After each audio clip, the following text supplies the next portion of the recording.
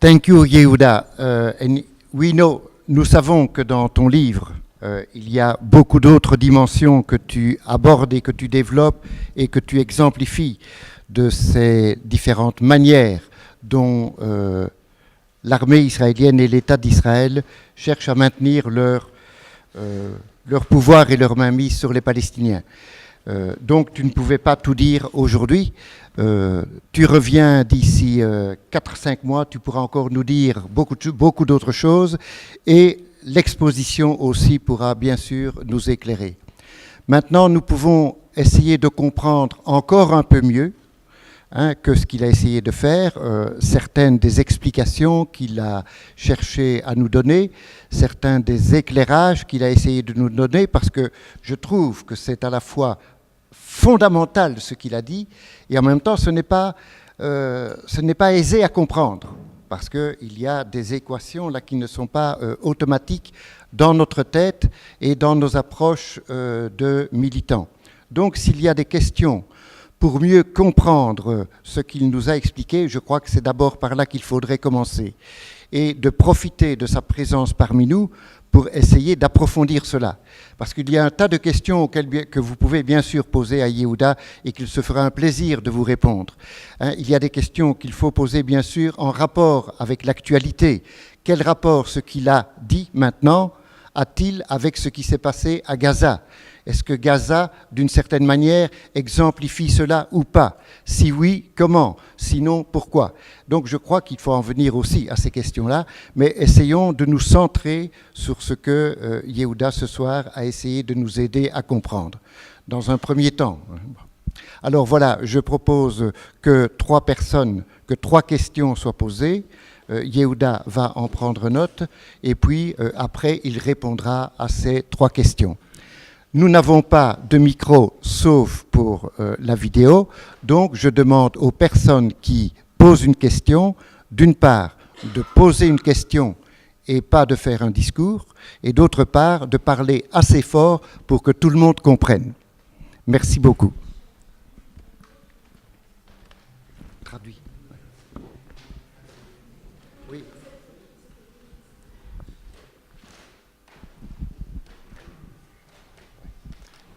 Bonsoir.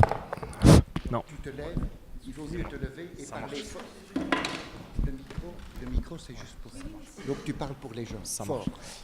Donc bonsoir, j'ai juste une question par rapport à la politique que maintenant vous menez par rapport aux jeunes. Donc les jeunes qui vont s'engager dans l'armée, est-ce que vous conseillez justement qui refusent le service militaire comme les refusniks, ou alors vous les encouragez justement à aller dans l'armée et d'après témoigner de ce qui se passe justement dans les territoires occupés?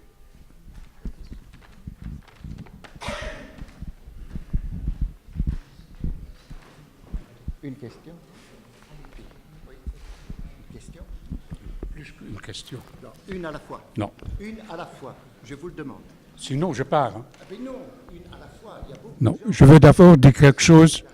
I'll speak in English, if you like.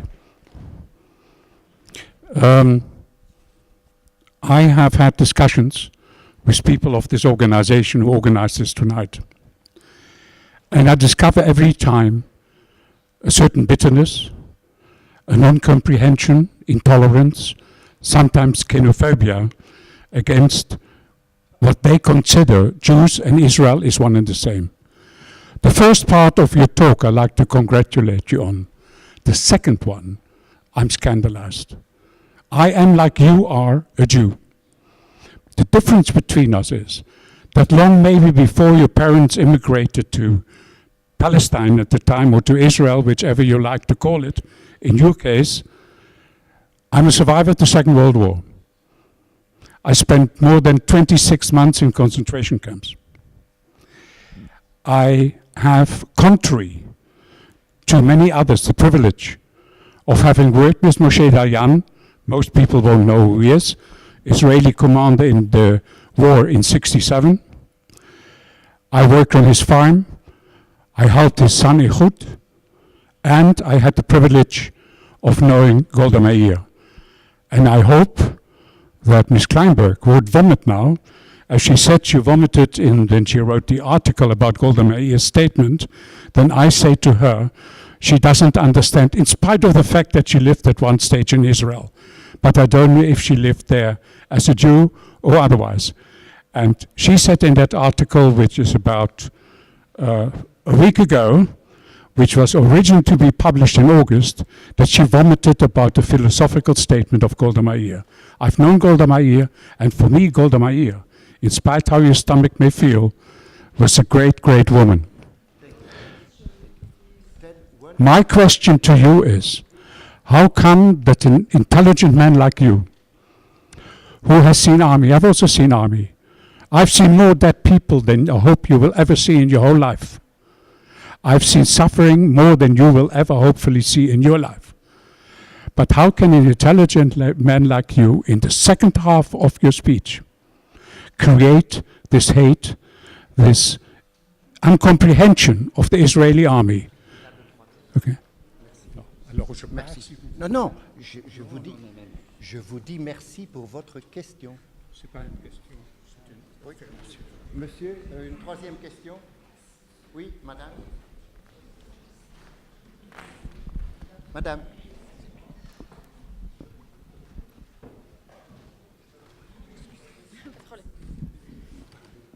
Oh, okay. So, first of all, I just wanted to thank... Okay. I just wanted first to thank Yehuda for his testimony. And I wanted to know if he encountered any problems or difficulties about his movement in your own country.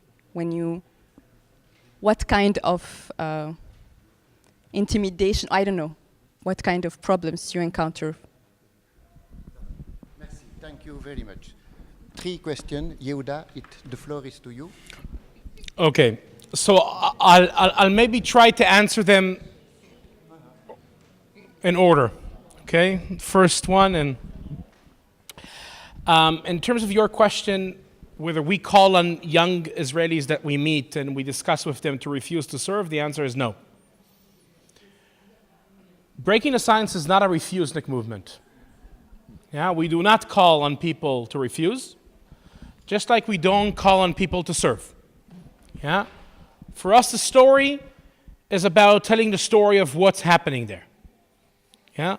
And asking people to take a stand.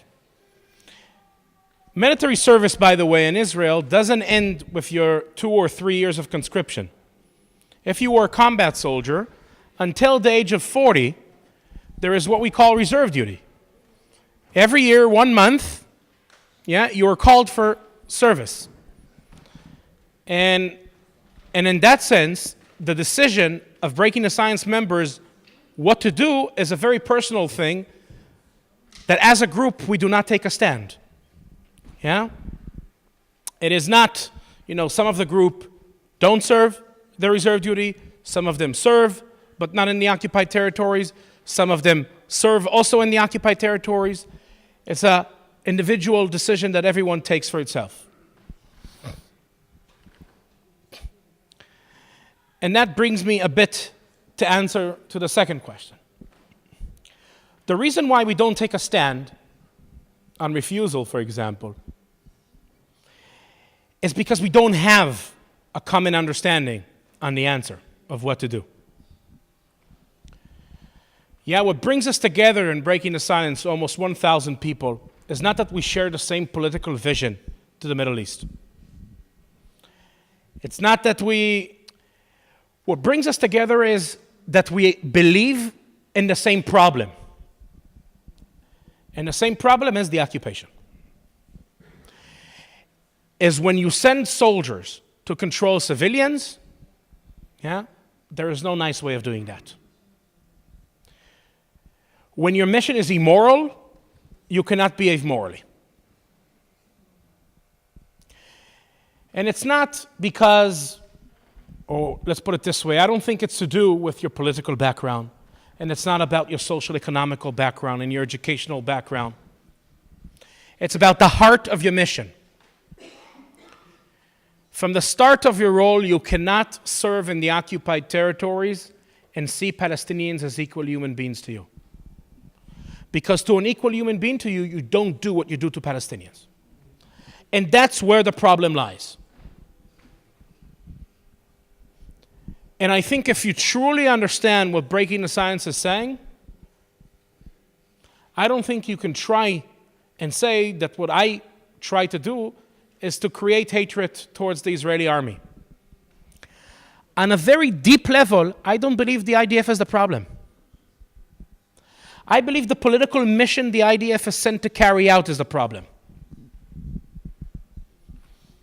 And that's why I don't believe the IDF is the solution. Changing the political mission that the military is sent to carry out is the solution. Yeah? I didn't wake up at the age of 18 and decided to go and have fun in the occupied territories and do all this. Because I've done this. I was sent there by my society. And the way I was taught is that in democracy, the army is the arm of the government, and the government is the arm of the people. So the people to blame is Israeli society, because we send the army to do that. And soldiers who were in the recent operation in Gaza and did what they've done, it was in my name. And the responsibility is on me. It is the easy way out, and I go back to your question. It's the easy way out to try to solve the problem with saying that it lies at the shoulders of young people at the age of 18. That's what society would love to happen, because then it doesn't touch us. It's either you refuse or not. Yeah, that's the easy way out. No one calls my mother to reserve duty. Can she refuse? She doesn't have the privilege, of saying no. Is she less responsible to what I've done? No. Yeah, refusal is maybe a very individual answer to the problem. But the big answer is whether you live life of refusal, whether you live life of breaking silence. Yeah? And that's in a way our demand. In terms of, do we receive intimidation in Israel? Generally speaking, the answer is no. We're not there, thank God. Yeah? I think that's part of the story where people sometimes find it very difficult to understand. Israel is a place where there is Hebron, meaning where there is this for 47 years. And Israel is a place where there is Tel Aviv, where there is this. Yeah? And I really believe that what we are facing here is a real fight over the identity of our society and our country. Is Hebron going to prevail? Or is Tel Aviv going to prevail, so to speak? Yeah? We do see in the last two governments, some cracks in this full security like we used to have as Israeli Jews to say, again, I'm not a Palestinian, so my situation is very, very different. And we do see in civil society, especially in the last operation in Gaza, there was horrible stuff. Yeah, we've reached a low that I don't remember. Anti-war protesters were beaten up in the streets of Tel Aviv. There was you had front pages on dailies, on a daily newspaper, quotes from generals or ministers, I don't remember exactly, calling to raise, to completely destroy Sajaiya. Now, Sajaiya is not, Sajaiya is in the size of Luxembourg City, in terms of population, not in terms of territory. Yeah? It's 110,000 people. It's not, You had a professor from Bar Ilan University suggesting that the solution for deterrence of terrorism is raping their women. We've reached a low that I don't remember. Yeah? But to tell you the truth, I don't really ask myself this question. I don't think I have a choice. I think once you understand what's happening, you understand that there's only two positions you can take. It's either you're for it or you're against it. There is no other third way. And it's either you're for it or you're against it. The policies, the reality, yeah? And once I understood what I understood, I really don't think I have a choice. Yeah, because remaining silent is knowing all this and saying, but I prefer my latte with 2 spoons of sugar, please.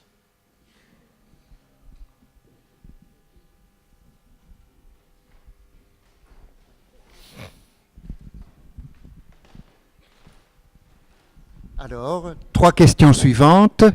Oui? Oui. Lève-toi, viens, parce que le micro est trop petit. Tu parles dans le micro, mais tu parles aux gens. Okay. Donc c'est pour les gens, donc tu parles fort. I speak in English, it's fine. You were just saying that the problem is the identity. I don't know how to explain it, but basically how the Israeli identity is challenged in a way that for all the years, like the reason of Israel was to defend itself of Palestine, so to speak. But so I believe that when people are confronted to the reality of what's really happening, they are really struggling to find this sense of who are we really, or what's their purpose. And I don't know if you understand my question, but no. It's just, I don't know how to explain, but no, so it's not about the language. It's just that, to me, like Israelis are, they are raised in a sort of manipulation and propaganda of we have to defend ourselves against the enemy, which is Palestine. And for all, correct me if I'm wrong, but for all your life, you are always in that optic of these are the enemies, and we have to defend ourselves, and it's for our security, and that's basically the purpose of Israel existing, like you said in the equation. And when you take away this purpose by explaining them the truth or by exposing them to the facts, what can you replace it with? That's what I'm asking. If there is any other purpose that you can give to these new generations or something, since they always have lived in this optic and this kind of reality.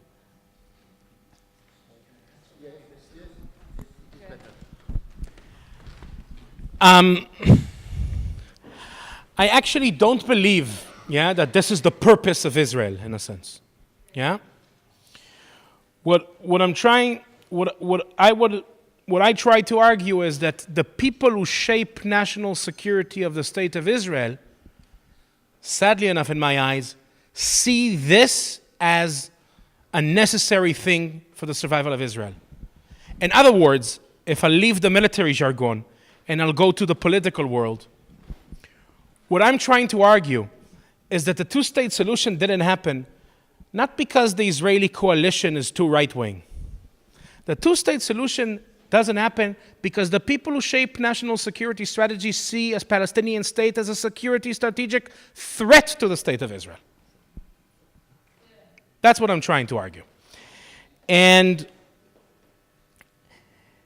in a way, I see the reality 180 degrees the opposite. Yeah? The real strategic threat that I can see to Israel is this. Yeah, look, I'm a Zionist. And I believe that the Jewish people have a right to self-determination in the Holy Land. But I don't believe for a second, and I would not accept for a second, that in order for me to fulfill my right to self-determination, my neighbors can never exercise the same right. I think what I think the current Israeli government, and not only the current Israeli government, what I think this policy is basically delegitimizing the existence of the state of Israel. It is telling me that I'm doomed to live in a sin And that's a reality which I'll never accept. It is also very fundamentally, it's one of the most anti-Zionist things you can say. The way I understand Zionism is, we, Jews, part of us, are fed up with being ruled by others, and we want to call the shots. So saying that we cannot call the shots, that we cannot decide according to which values we can live, that's basically saying that we could never be free. Yeah? And I cannot accept that. So what I demand is for us as a society to decide which value system we should uphold and live up to it. And I hope that we're going to have the right values, that don't see any justification, that cannot see any justification to justify a prolonged occupation. In a way, there is a lot of optimism behind our work. We really believe that there is a significant minority. I'm not saying a majority, because I don't believe there is a majority. But there is a significant minority in Israeli Jewish public that once confronted with the facts will choose our side. So in a way, our crusade is make them know, is push them into the corner and confront them. Yeah? And this is where I a bit relate to your question before. We always say in a cynical way in Breaking the Silence that the day we will be popular, that means we stop doing our job. Because by definition, our job is to spoil the party. It's to find our society in its most convenient moments and wreck them. And raise up the mirror and remind us that this is also, also for this we are responsible. And until this ends, we can't sleep quietly at night. We're dirty. Filthy.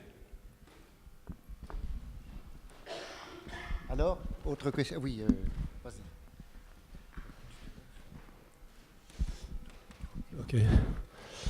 Bonsoir. Si vous me permettez, j'aimerais comprendre un petit peu votre position quand vous dites que la façon dont vous comprenez le sionisme inclut le droit à tous les juifs de décider de vivre dans ce qui était historiquement la Palestine, mais que pour autant, vous n'acceptez pas que cela prive les gens qui sont là de continuer à habiter là.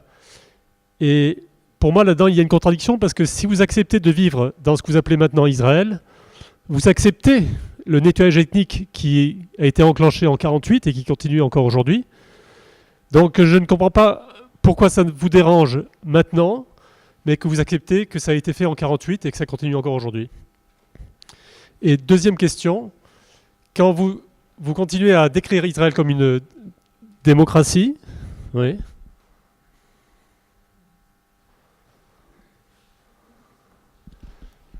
Vous avez vous êtes référé plusieurs fois à Israël comme une démocratie. Est-ce que pour vous c'est une démocratie pour tous ses habitants ou seulement pour les Juifs qui habitent en Israël? Merci.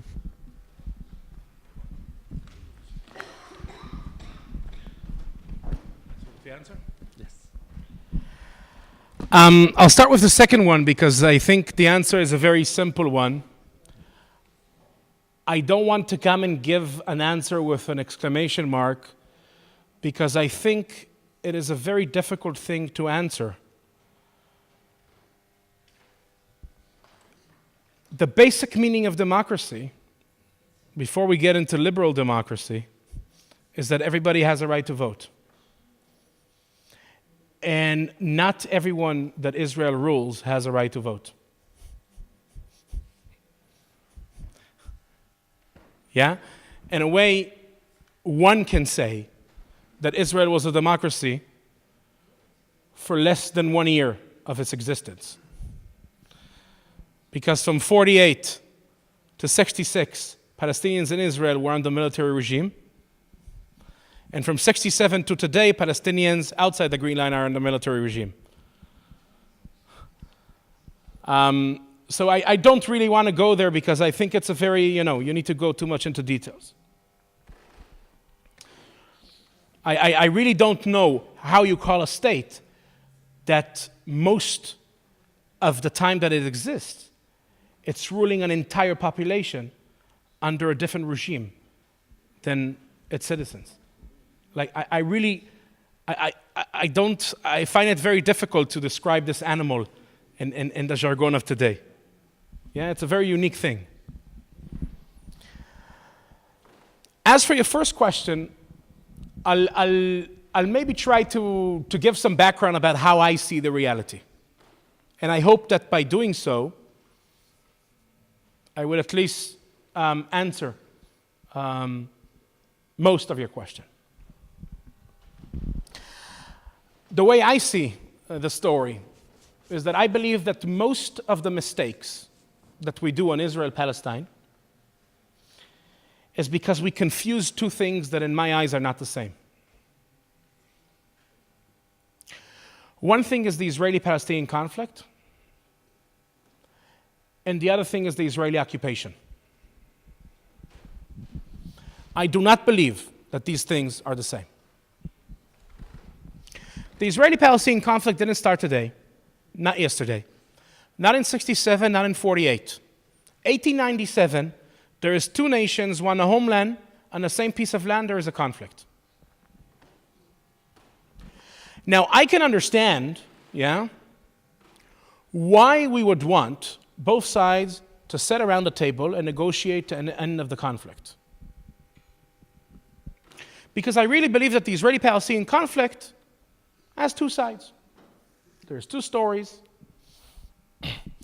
And I think that, we live today in 2014. We should be able to solve our conflicts around the table rather than killing each other. Makes sense to me. But the Israeli occupation, in my eyes, doesn't have two sides. We occupy them. That's a very one-sided thing. Now, why the hell Palestinians need to negotiate their freedom for me? Doesn't make sense to me.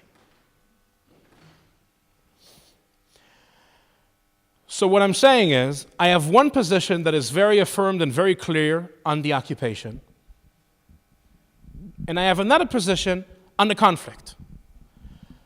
But sadly enough, we tend to confuse one from another and put them together, and they shouldn't be together, in my eyes. Now look, I'm not a crazy idealist, and it's not that I think that tomorrow the occupation is going to end irrelevant to the conflict. I live on planet Earth, and I understand that, it's not going to happen once I press the button. But I also believe that this distinction that I just made is not just an intellectual game.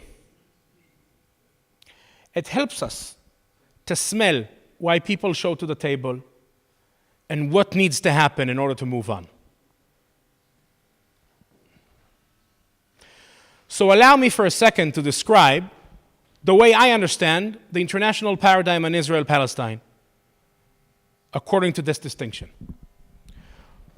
What is the international paradigm of Israel-Palestine today?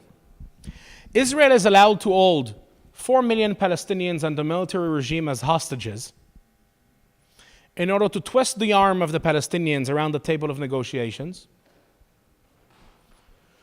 to get an agreement of ending the conflict by only ending the occupation. That's the international paradigm of a two-state today. At least the way the cards are played around the table. What is the Israeli paradigm today? It's even worse. Listen to my Prime Minister, Bibi Netanyahu. He is the champion of negotiations. He would love to negotiate. No one is more enthusiastic than him. And as opposed to these bad Palestinians who have preconditions, they demand into settlements and all these crazy ideas, he has no preconditions. Just give him the coordinates of the meeting place, he will show up. He will crawl there. But he already knows how the negotiation will end. The state of Palestine will not control its airspace. They will not have a military. Israel will have military presence in the Jordan Valley. Let's use the distinction that I just made and describe Bibi's position. What does he want? And excuse me for retreating to my language as a religious Jew. He wants to get the kosher certificate of ending the conflict by not even ending the occupation. In a way, what he's trying to do is what this book is trying to do, what the occupation is trying to do, to bring Palestinians to the knees with their face down to surrender. And there's many things you can say, good and bad about Palestinians. There is one thing I don't believe that will happen. I don't believe they'll surrender. And that's my hope. That's why I don't believe his paradigm is going ever to work.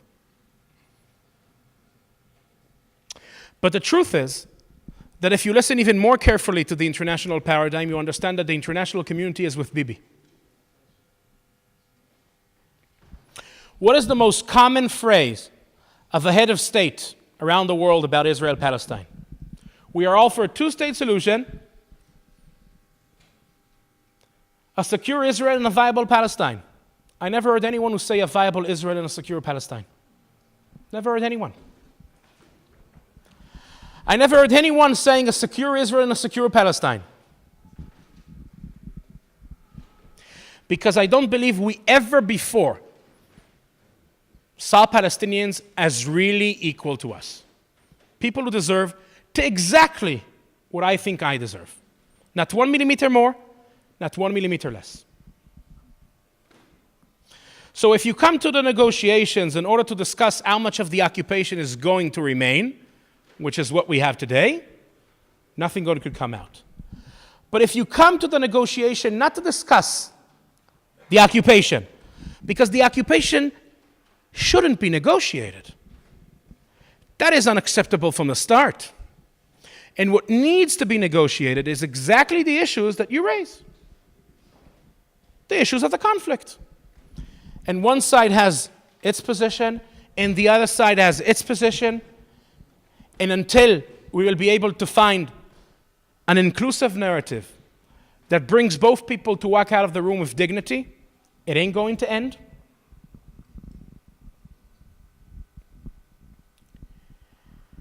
But only then it can work.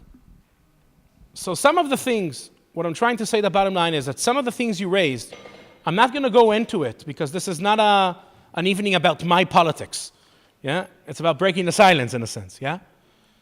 Some of these things should be discussed and need to be negotiated, and there are positions for here and for there. There is one thing that we shouldn't confuse, that the occupation can be negotiated. That should have ended, as I said earlier, 47 years ago.